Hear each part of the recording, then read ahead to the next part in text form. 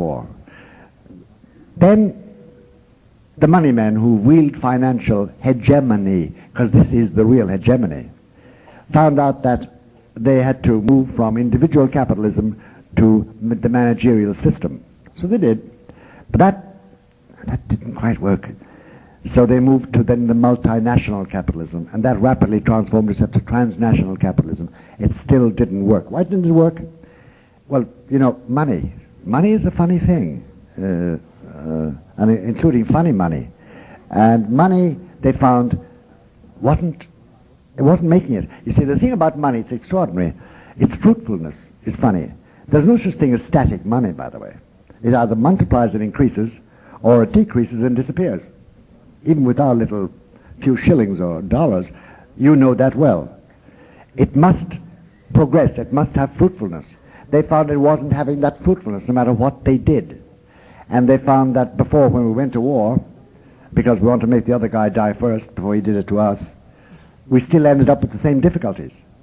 And because now we have international trade of a very intense kind, and every nation must trade, and there is a new developmental stage in human society, something else had to be done. The situation had to change. The answer is the human community, the creation of a one world government.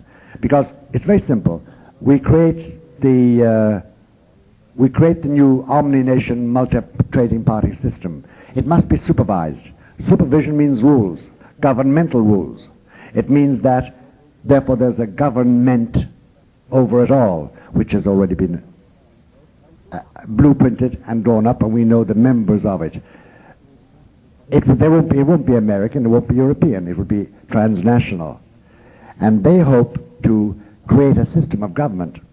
But in that, for that mentality, for this new community, there are two big blocks, and they both are being dealt with.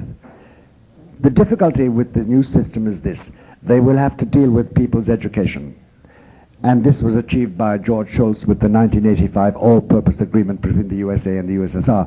You should read it. It's cultural agreement, which implies that by a certain year, all high schoolers in Russia and here in China will be learning the same curricula in different languages.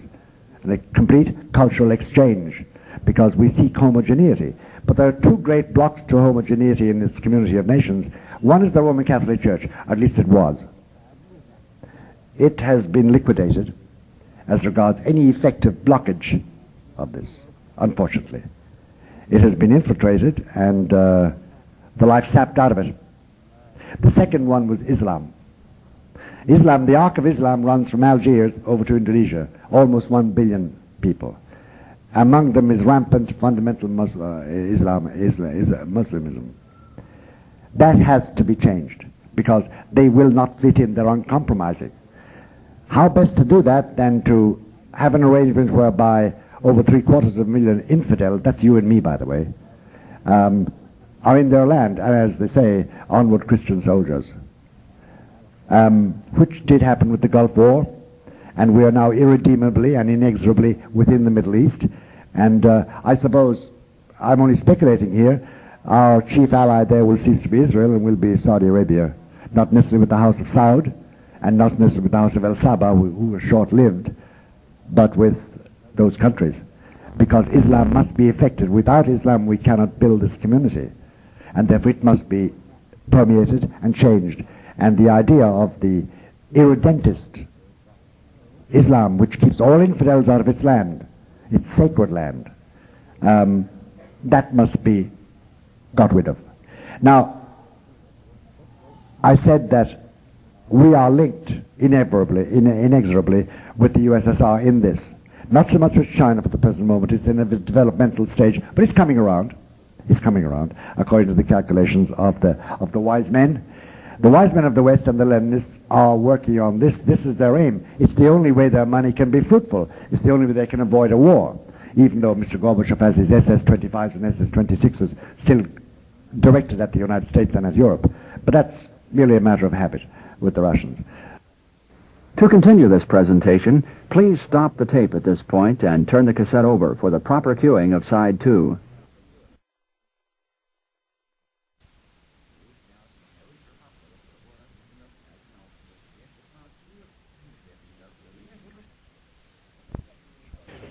The difficulty is that there's a third contender. There's a third member.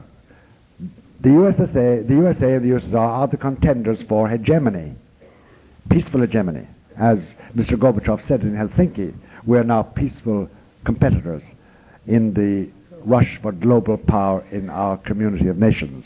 Mr. Gorbachev. Gorby. There is a third contender, and he's a lonely contender. He has no bombs, no armies, no planes. He has a certain portfolio. It's worth about $150 billion, I suppose. It's the Pope, Pope John Paul II. He's a Pole. He's 72 years old. He sits at the tiller of the bark of Peter, scanning the skies and watching the seas, and knowing that he can do nothing about it at all. He's a pope at bay in his own house. He hasn't got the support of his Catholics. What does he rely upon? Well, he is relying upon, and he always points to the sky, on the advent of Our Lady, the Virgin, to come and change everything.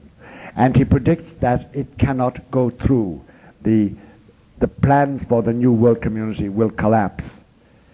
But he predicts, as he always has, and insists, that the resolution of this, and therefore the resolution of the main enemy we face as pro-lifers, will be done before the millennium, before the year 2000. My friends, it isn't very far away. Thank God I'm 70. It's selfish, but, it's a thought. Pray for my soul.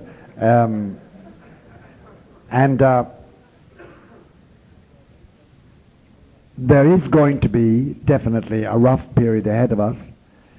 And in that, if we know that we're facing a systemic arrangement, that it's not simply separate groups, that there is a plan, it's not a conspiracy. The people just think like this. And they meet each other, and they intermarry, and they go to the same spas, and they go to bed together, and they eat together, and they play with the same money, and they have the same aims. So they want the same thing, and they want us dead, and they want all pro-life out of the question. They want to have a free hand with the human frame. That is what we're facing, and it's systemic. It's not single units. This is a plan we're up against, and anything we do is known to them, and we have to plan very carefully and find out what we can do and what we can't do. I would be unfair to you if I didn't tell you that if God acts as he has always acted, the Bible says, the fathers ate sour grapes and the children's teeth are blunt. There is this God's terrible law. Okay, the father and the mother are both on drugs, and the father's got AIDS. The children suffer. Why didn't God save them? No. They're the children. Saddam Hussein is a butcher. He decided to take Kuwait. We went in and mopped up the place and flung him out. Who suffered chiefly? The Iraqis. God's law again. Why didn't he save the Iraqis from this one thug, this killer? He didn't. He has this funny law. And that's why we're involved. We will bear part of the punishment, even though we are innocent. And that's what Jesus said. Weep for yourselves and for your children. The present Pope, when he talks about this, will say that we can mitigate the sufferings ahead of us. We can't avert them, which is a frightening summation of the situation. Nor would I be fair to you if I didn't say to you one more thing apropos of this situation, and then I think mental diarrhea may be taking over. So I'll go back. I'll vacate this podium. God has a reaction we can't have. He loves us, and he does punish us, and will punish us, punish our generation and our children's children's generation. They will be punished. It always comes, because the abomination belongs to us as a race. We can mitigate it, but not avert it. But he does love us, and he is not going to let the human race, nor us, fall into the hands of our enemy.